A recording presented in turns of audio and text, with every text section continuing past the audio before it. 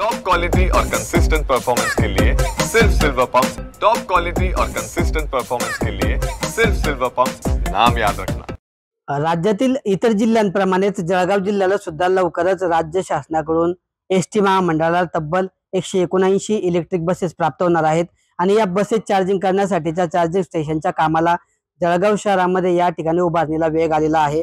जळगाव शहरातल्या नेरी नाका परिसरामध्ये तब्बल 1 हेक्टर जागेमध्ये हे चार्जिंग स्टेशन या ठिकाणी उभारलं जात आहे आणि आपण जर बघितलं दृश्यांमध्ये तर अशा पद्धतीने जवळपास 50% काम हे पूर्ण झालेलं आहे। या ठिकाणी जे आहे या जागेमध्ये जे सिमेंटचे ब्लॉक उभारण्यात आलेले आहे, या ठिकाणी बस राहणार आहे आणि त्याच्या बाजूला ही जी जागा आहे या ठिकाणी त्याची चार्जिंग करण्याची ही व्यवस्था राहणार आहे। अशा पद्धतीने गेल्या अनेक दिवसांपासून या चार्जिंग स्टेशनचं काम या ठिकाणी सुरू आहे।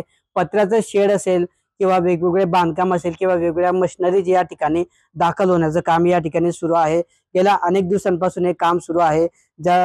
राज्य शासनाने राज्य जे आहे प्रदूषण मुक्त करण्याचा निर्णय घेतलेला आहे आणि त्या दृष्टिकोनातून या ठिकाणी जे आहे प्रत्येक जिल्ह्यांमध्ये इलेक्ट्रिक बसेस या शासनाकडून पुरवल्या जात आहेत आणि त्याच अनुषंगाने जळगाव जिल्ह्यातील एसटी महामंडळाला सुद्धा 179 बसेस या प्राप्त होणार आहेत आणि त्या बसेस ज्या आहेत त्या चार्जिंग करण्यासाठीच्या चार्जिंग स्टेशनच्या कामाला या ठिकाणी सुरुवात झालेली आहे। जवळपास 50% जे काम या ठिकाणी सुरू आहे आणि हे काम प्रगतीपथावर असून जुलै महिन्यामध्ये हे काम या ठिकाणी पूर्ण होण्याची शक्यता व्यक्त केली जात आहे। या चार्जिंग स्टेशन मध्ये एकाच वेळी जवळपास 17 बसेस या एकाच वेळी चार्जिंग करण्याची व्यवस्था तसेच यंत्रणा या ठिकाणी उपलब्ध राहणार आहे आणि 3 तासामध्ये या बसेस चार्जिंग होतील अशी ही व्यवस्था या ठिकाणी करण्यात आलेली आहे। त्यामुळे मुंबई पुण्याप्रमाणेच आता जळगाव मध्ये सुद्धा इलेक्ट्रिक बसेसच्या प्रवासाचा अनुभव हा जळगाव जिल्हावासियांना घेता येणार असून कधी हा प्रवास करायला मिळतो,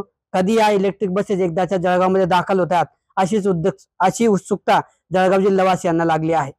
किशोर पाटील, TV9 मराठी, जळगाव।